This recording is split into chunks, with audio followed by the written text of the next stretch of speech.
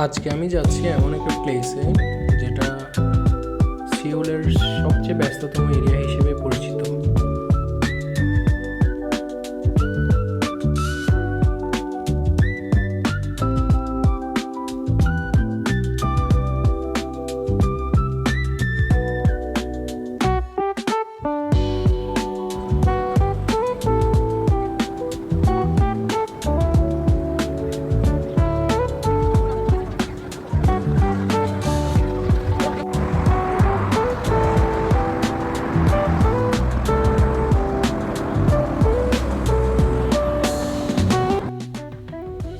এই প্লেসটা কোরিয়ার অর্থনীতিতে অনেক গুরুত্ব বহন করে। এখানে আছে অনেক ধরনের মাল্টি ন্যাশনাল কোম্পানি যেগুলো খুবই বিশ্ববিখ্যাত এবং সেগুলো এখান থেকেই নিয়ন্ত্রিত হয়। স্মার্টফোন জগতের অন্যতম সেরা কোম্পানি স্যামসাং এখানকার কোম্পানি।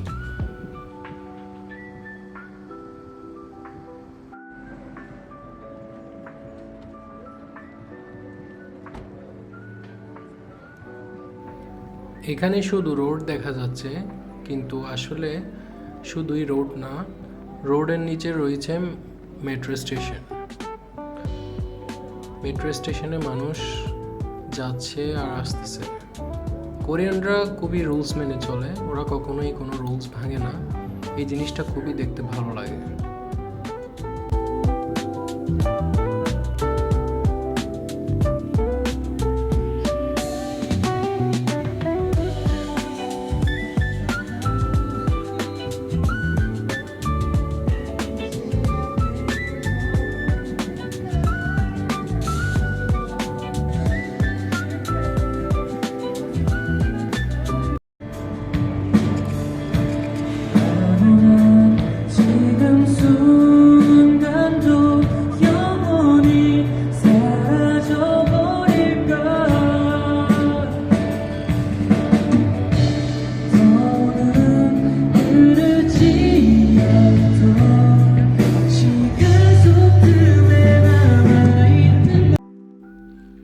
চলতে চলতে সাডেনলি জার্মানির কিছু মানুষের সাথে আমার দেখা হয়ে যায়। তারপর ওদের সাথে আমি কিছু কথা বলি। অনেক দিন পর একটু কথা বলে স্বাচ্ছন্দ্য বোধ করতেছিলাম, কারণ কোরিয়া আসার পর কারোর সাথেই কথা বলতে পারতেছিলাম না, কারণ কোরিয়ানরা ইংলিশ বোঝে না।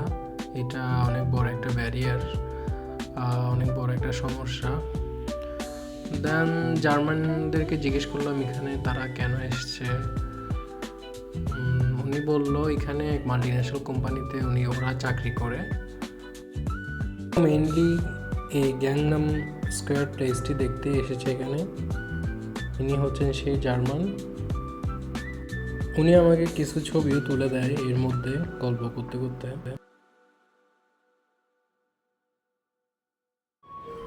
আমাদের প্রয়াত সরকার আমাদের দেশকে ডিজিটাল বাংলাদেশ বলতো, বাট কোন দিকে ডিজিটাল সেটা আমার কখনো বোধগম্য হয় নাই।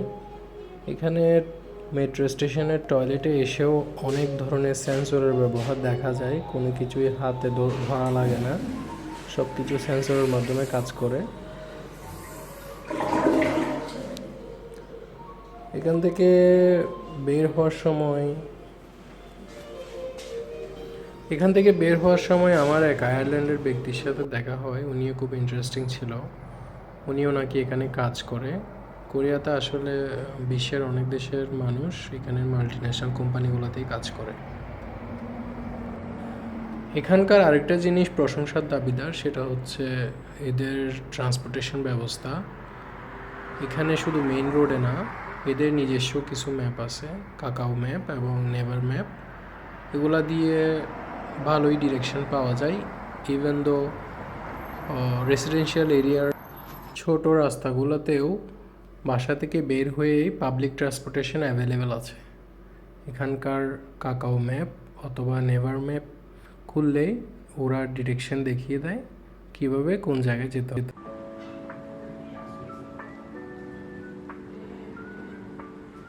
যথারীতি মেট্রো স্টেশন থেকে নেমে আমি যখন আমার বাসার ঠিকানা দিই, আমাকে কাকাও ম্যাপে নির্দেশনা দিচ্ছে 5413 নাম্বার বাসে উঠতে হবে এবং আমি সেটার জন্য 5 মিনিট ওয়েট করব। এখানে সর্বোচ্চ 5 থেকে 6 মিনিট ওয়েট করা লাগে। তার মধ্যে একটা গাড়ি চলে আসবে, ওই গাড়িতে উঠলে আমি আমার গন্তব্যে পৌঁছে যাব। আমি এখন সেই গাড়ির জন্য ওয়েট করতেছি, গাড়ি এসে গেছে।